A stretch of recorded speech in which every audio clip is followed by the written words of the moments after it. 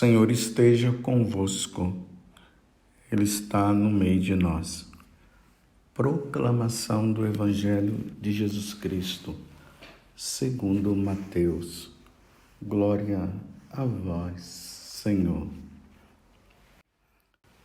Naquele tempo, enquanto Jesus estava falando às multidões, sua mãe e seus irmãos ficaram do lado de fora, procurando falar com ele. Alguém disse a Jesus: "Olha, tua mãe e teus irmãos estão aí fora e querem falar contigo." Jesus perguntou àquele que tinha falado: "Quem é minha mãe? E quem são meus irmãos?"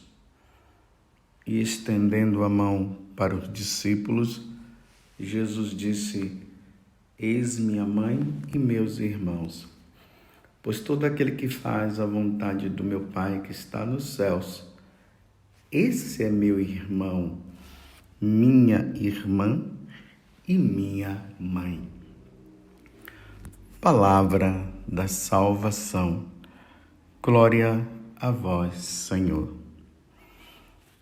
Meus irmãos, continuamos nesse tempo onde nós estamos no tempo comum, meditando o dia a dia de nosso Senhor Jesus Cristo dentro da liturgia da Santa Missa, dentro do sacrifício do Senhor. É ali, no púlpito, quando nós sacerdotes dirigimos a palavra para vocês, é que Deus fala. Deus nos fala através da leitura, que é proclamada, que é anunciada. Geralmente, nós vemos ali a primeira leitura, que é sempre uma leitura do Antigo Testamento, na maioria das vezes. Em seguida, nós temos um salmo, onde nós rezamos, e neste salmo nós fazemos a passagem para a proclamação do Evangelho, a Boa Nova, aonde Jesus fala diretamente conosco, através da boca do sacerdote, que na verdade o sacerdote é o próprio Jesus que está anunciando, que está falando. É por isso que depois que a leitura é proclamada, o sacerdote diz: "Palavra da salvação." E todos nós respondemos: "Glória a vós, Senhor." E como nós temos um pouco de dificuldade de entender a palavra de Deus, o próprio sacerdote, aquele que é ordenado e que é a pessoa de Cristo, persona Christi, ele explica para que nós possamos entender melhor. E aí entra a homilia, onde nós somos alimentados com a palavra de Deus. Como eu sempre falo para vocês, isso é doutrina da igreja. Dentro do sacrifício da missa, nós somos alimentados de duas formas. Primeiro, pelo pão da palavra, e depois o pão da Eucaristia. Isto é meu corpo, isto é meu sangue. O Senhor se torna presente. O Senhor é oferecido em sacrifício ao Pai pela nossa redenção. E depois ele se torna alimento para todos nós. Aqui está o sacrifício da Santa Missa. Não podemos perder a Santa Missa. Não podemos deixar de ir participar do sacrifício do Senhor. Ali acontece a atualização do sacrifício de nosso Senhor Jesus Cristo por nós. Então, hoje nós estamos agora nos alimentando. É o capítulo 12, do versículo 46 a 50, do Evangelho de São Mateus. E aqui tem uma questão que causa um nó na nossa cabeça, né? igreja nos ensina que a Virgem Maria, ela foi virgem antes do parto, no parto e depois do parto. Isto significa que Maria, a mãe de Jesus, a mãe do nosso Deus e nossa mãe, ela não teve relação sexual com São José, não. Não vamos entrar nesta onda protestante. Os protestantes acabaram acreditando nisso só por causa dessa passagem do Evangelho de hoje. Olha, uma pessoa lá no meio da multidão, quando Jesus estava fazendo a pregação, alguém da multidão disse: olha, tua mãe e teus irmãos estão aí fora e querem falar contigo. E como os protestantes têm essa questão de tudo que está na Bíblia e o que está escrito, aquela coisa tudo, né? Toda, está na Bíblia? Está na Bíblia? Se está na Bíblia, então se está na Bíblia que essa pessoa falou: olha, tua mãe e teus irmãos estão aí fora e querem falar contigo, então Jesus teve irmãos. Então significa que depois do nascimento de Jesus, São José e Nossa Senhora começaram a ter relação sexual, os dois, e aí surgiram os outros irmãos, esses irmãos que está sendo falado aqui. No ano de 2005, ali por volta de setembro de 2005 a julho de 2007, ou de 2006, me desculpa. Então, setembro de 2005 a julho de 2008, mais ou menos isso aí, eu tive a graça de morar lá na Terra Santa. Eu não estou falando isso aqui para me exibir, não. É só para contextualizar, para nós entendermos o Evangelho de hoje. Isso não me faz maior e nem menor do que ninguém, porque o que eu preciso é ser santo, né? Mas é só para entender melhor. E eu morei em Belém. E eu tinha a graça, assim, de todos os dias ir lá na gruta de Belém, onde Jesus nasceu. Eu tive até a graça de celebrar a missa ali dentro da gruta, no lugar onde ficou a manjedoura. Não foi no lugar onde Jesus nasceu, ali o nascimento dele, mas ali do lado, né? Jesus nasceu de um lado aqui e depois ele foi levado para a manjedoura, só para você entender. Então eu celebrei a missa ali, na noite de Natal. Tive esta graça. E aí, ali eu ia lá e fazia meditação e tudo. Ali do lado da gruta de Belém, tem uma outra gruta, que ali dá-se o nome de a Gruta dos Inocentes, o lugar onde relembramos a morte dos inocentes, a Gruta de São José. Está tudo ali pertinho, um do lado do outro. E a gruta aonde São Jerônimo ficou, traduzindo a Bíblia.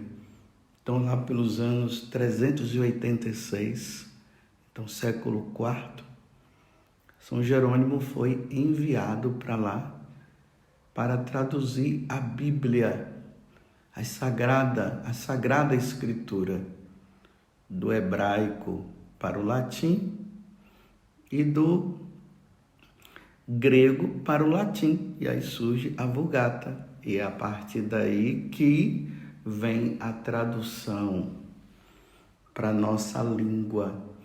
Hoje, se você ler a Sagrada Escritura na sua própria língua, graças a São Jerônimo. E não se esqueçam, viu? São Jerônimo era católico, viu? Era católico. Ele não era protestante, ele era católico. Ele ficou 40 anos ali naquela gruta, traduzindo a Sagrada Escritura. Para você ver que ali teve muito suor e teve também muita lágrima. Foram 40 anos.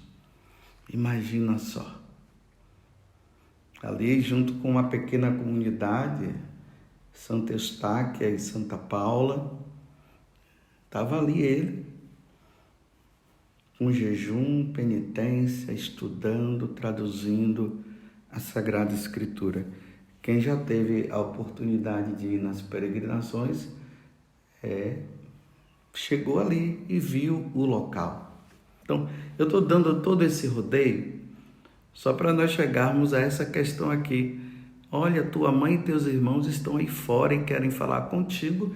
E os protestantes ficam dizendo que Nossa Senhora depois teve outros filhos. Então, São Jerônimo, ele foi o que traduziu a Bíblia para o latim e depois foram sendo traduzidas para as outras línguas. Fizeram essa questão, colocaram essa pergunta para ele. E aí, São Jerônimo, ele diz o seguinte, que há 4 formas de entendimento do significado de irmãos. 4 formas. A primeira é segundo a natureza. E aí, São Jerônimo pega o livro de Gênesis, capítulo 25, então depois você pega lá também e lê, que ali está o nascimento de Esaú e Jacó. Então, eles eram irmãos por natureza. Por exemplo, eu tenho os meus irmãos, nascido lá da minha mãe. Minha mãe se chama Maria de Lourdes. Então, os seus irmãos de sangue, que nós damos o nome. Depois, ele diz que há a segunda forma de nós entendermos essa palavra irmãos, por nacionalidade, por nação. Então, lá em Deuteronômio, capítulo 17, de 14 a 15, quando há a escolha, quando Deus fala que o povo iria pedir um rei, aí Deus vai falar o seguinte, que o rei seja escolhido dentre os seus irmãos. Depois vocês leem lá, Deuteronômio 17, de 14 a 15. E Deus disse, não pode ser estrangeiros. Aí é por nacionalidade. Então, por exemplo, todos nós somos os brasileiros. Nós somos chamados irmãos. Por exemplo, nesse tempo que eu passei lá na Terra Santa, imagine eu convivendo com os judeus e convivendo com os árabes, os muçulmanos. Quando chegava aquelas peregrinações de brasileiros, meu Deus, eu ficava numa alegria. Eram meus irmãos, eu dava sorriso, eu saudava, entendeu? A nacionalidade. Quando nós só entendemos os irmãos por nacionalidade, como quando nós estamos fora do país. Por exemplo, tem muita gente que está ouvindo, que vai ouvir essa homilia e que mora fora do Brasil. Então ele diz, olha, é o meu irmão, né? Mas não é irmão de sangue, se referindo à minha pessoa, né? Aí nós vemos a língua, nós entendemos, é a nossa língua, então ali nós dizemos, é o nosso irmão. Esse é o segundo grupo de irmãos que São Jerônimo fala. aos irmãos também por parentesco, por parentes. Então, por exemplo, você pega lá o Gênesis capítulo 13, versículo 8. Ali há um momento em que está falando de Abraão e Ló, aquele momento que fala sobre as terras, e Abraão, ele fala, olha, que não haja contenda entre nós, porque nós somos irmãos. Ora, mas Abraão não era irmão de sangue de Ló. Pelo contrário, Ló era filho de Arão. Então, para até ficar melhor para você entender, você pode depois pegar o versículo 27 de Gênesis capítulo 11, versículo 27. Lá diz assim: eis a descendência de Taré. Taré foi o pai de Abraão e foi o pai de Arão. Então lá diz assim: eis a descendência de Taré. Taré gerou Abraão, Nacó e Arão. Foram 3. E Arão gerou Lote. Então Ló era filho de Arão, que era irmão de Abraão e também de Nacó. Então, ele era sobrinho de Abraão. Mas naquela situação, por parentesco, se dizia meu irmão. Né? Quantas vezes nós entre parentes, assim, para generalizar, nós dizemos assim, todos nós aqui somos irmãos. Os parentes. E há também os parentes por afetos. Os irmãos por afetos. Isso fala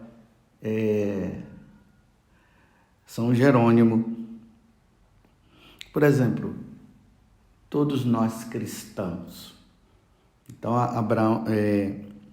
São Jerônimo, ele pega João 20, versículo 17, quando Jesus fala, né? Vai lá e vê os seus irmãos, né? Falando de, por exemplo, todos os cristãos, a nação cristã, todos nós somos irmãos, tanto que nós costumamos dizer assim, oi meu irmão, oi minha irmã, mas nós não somos irmãos de sangue, nós somos irmãos apenas por afeto. Então, são essas 4 características de irmãos existentes nas Sagradas Escrituras. Vamos lá, vou falar de novo. Natureza, por natureza, filhos do mesmo pai e filho da mesma mãe. Por nacionalidade e nação, somos, enquanto brasileiros, e cada um escolhe aí sua nação, né? Vai dizer, todos nós somos irmãos por nacionalidade, por parentesco, primos e assim por diante, e por afeto, quando nós nos referimos também a nós cristãos.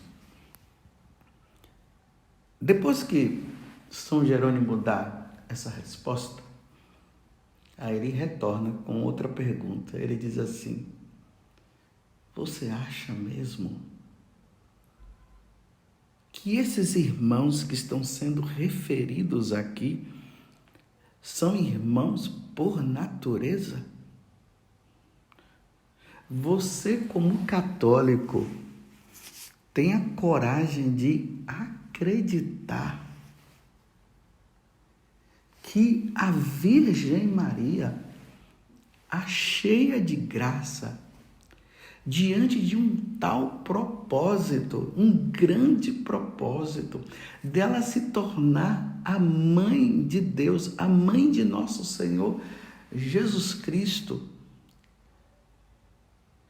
Depois que Jesus nasceu, aí José começou a ter relação sexual com com Nossa Senhora. E aí nasceram os outros irmãos. O próprio São Jerônimo vai dizer que esses irmãos aí é por parentesco, que esses irmãos aí são filhos de uma outra Maria. Então eu volto a perguntar para você, você acredita? Você tem a coragem de se deixar levar por essas heresias? Não, meus irmãos, eu estou com a fé da igreja. Eu estou com São Jerônimo, o tradutor da Sagrada Escritura para o latim. Ele conhecia muito bem o hebraico, conhecia muito bem o grego e conhecia muito bem o latim. Ele tem propriedade de falar isso. E vou dizer uma coisa, São Jerônimo é São Jerônimo, viu? Católico, não era protestante. Com todo respeito aos protestantes, aí que se deixaram levar pelas coisas que Lutero acabou falando, e Lutero acabou negando tantas coisas, os sacramentos, negou o sacramento do sacerdócio, negou a Eucaristia, a presença de Jesus na Eucaristia, negou que a Nossa Senhora a Virgem Maria é a nossa mãe, sendo que Jesus nos deu ela como mãe, e tantas outras coisas que agora não me recordo. Negou a tradição oral justamente para não permitir que nada que tenha sido falado que estaria fora da Sagrada Escritura. Então, tudo que está fora da Sagrada Escritura é negável, não existe, é só o que está na Bíblia. É por isso que os crentes, os evangélicos falam, está na Bíblia? Se tiver na Bíblia, até hoje eu não vi nenhum evangélico aí dizendo assim, olha, você tem levado sua mão a pecar? Olha, está na Bíblia, corta, viu? Você está falando demais, você é linguarudo, você é fofoqueiro. Na Bíblia está falando que se a língua leva a pecar, corta. Eu nunca vi ninguém cortando a língua, não. Isso se chama evangelho da conveniência. Pega o evangelho e traduz e interpreta de acordo com a minha conveniência, não com aquilo que é a verdade. Então eu volto a perguntar, você católico, está na dúvida? Você acha mesmo que Nossa Senhora depois teve relação sexual com São José e ela teve outros irmãos? Quantos? Outros filhos? Quantos? Porque aqui está dizendo, né? Os seus irmãos estão aí. Lembrando que esses irmãos é a nível de parentesco. Mas por que não diz o número? Tem 3, tem 4, tem 5. Seus irmãos estão aí. Que irmãos? Quem eram essas pessoas? Bem, eu vou ficar com São Jerônimo. E você vai ficar com quem? Com Lutero? Lutero surgiu no século XVI. Ele não foi para Belém para traduzir a Bíblia. Ele não traduziu a Bíblia, não. Ele pegou já do alemão traduzido, né? Já na língua dele, e aí fez o que ele quis. Ou você vai pegar um sacerdote católico, inspirado por Deus, que ficou 40 anos ali do lado da gruta de Belém, traduzindo a Sagrada Escritura. Foram 40 anos, você sabe o que é 40 anos? Muitos que estão me ouvindo aí nem 40 anos têm. E você que tem 40 anos, observe, olhe para trás. Foi sua vida, a vida toda sua, ele traduzindo. E ele disse tudo isso que eu acabei de falar para você. Vamos ficar com a Igreja Católica? Ou vamos ficar com Martim Lutero, que surgiu ali no século XVI e agora vem com essa história dizendo que não é bem assim, que Maria teve outros filhos. Meu Deus do céu, não vamos cair nesta onda. Aí agora Jesus, ele vem mostrar para nós uma grande coisa, que é o que nós acabamos de ouvir quando eu estava explicando, né? Por nacionalidade, por afeto. Lembra? Então agora Jesus diz assim: quem é que são meus irmãos? Hein? Quem é meus irmãos? Quem é minha mãe? Quem são meus irmãos? Todo aquele que faz a vontade de Deus. Então, todos aqueles que são batizados, se tornam filho de Deus por adoção. Porque o filho primogênito do Pai, gerado do Pai, na eternidade, por toda a eternidade, é Jesus Cristo. Então, nós nos tornamos irmãos pelo batismo. Então, por afeto, entendeu? Por afeto. Ali diante do que São Jerônimo falou, nós somos irmãos, é por isso que nós falamos. Quem é que faz a vontade de Deus? O católico que é fiel, o batizado fiel, esse faz. Então agora sim, nós somos irmãos.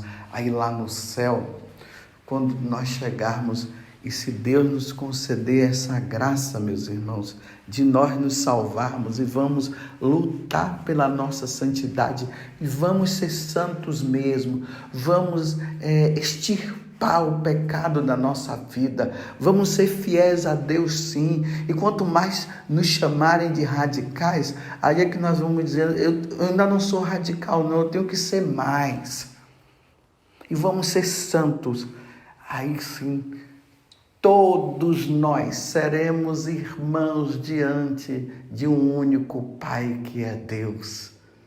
Estaremos diante da Santíssima Trindade.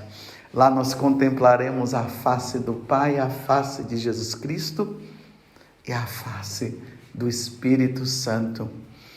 E ela vai estar lá também, viu? Ela vai estar lá. Nossa mãe vai estar lá. Porque Jesus nos deu ela como mãe.